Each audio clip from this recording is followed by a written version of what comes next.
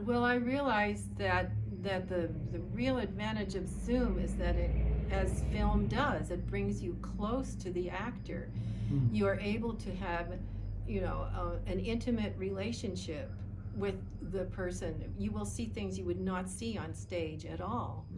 And Oh, so I realized that some of my kids were doing wonderful, subtle things. So I would just really encourage them and compliment them for opening up to the camera.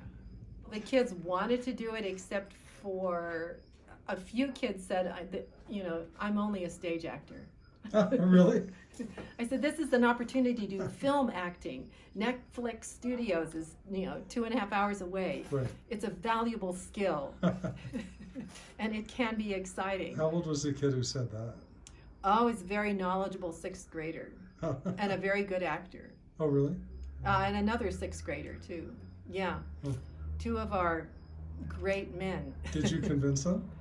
No, they just. They dropped out? Yeah. Well, the other thing that was happening was that all the schools switched to Zoom. So to them, more Zoom was really. So they were spending all day taking classes. Yeah, it was kind of anti-life, They just, and they were doing very well in our theater program. And it's true, Zoom and live theater, they don't compare. They're entirely different creatures.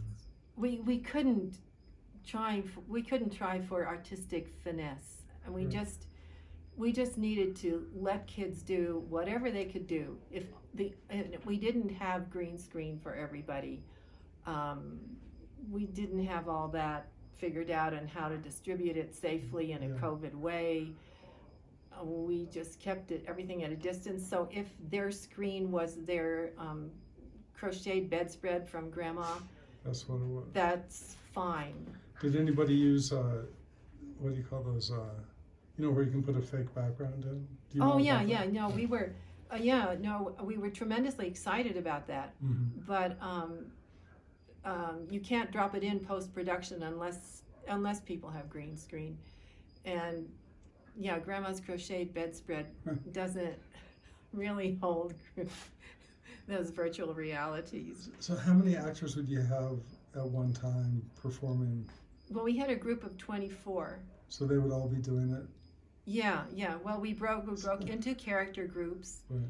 And also I wanted to figure out how the piece would be appealing to an audience and how to do that efficiently. Mm-hmm. So I do a lot of puppetry for this school in New York. I do lots of puppet performances for them. And so I just said, I will create puppets that will just narrate the whole piece. There will be 9 different puppet episodes that show the princesses in miniature in little dioramas. Wow. And then we'll have the scene with the kids performing. There's some adult performers too. So you're a very creative person. I mean, you responded to this in a big way. Yeah, with big ideas. I love film too. I've done some film acting. Wow. We also had incorporated dance into this piece. Oh.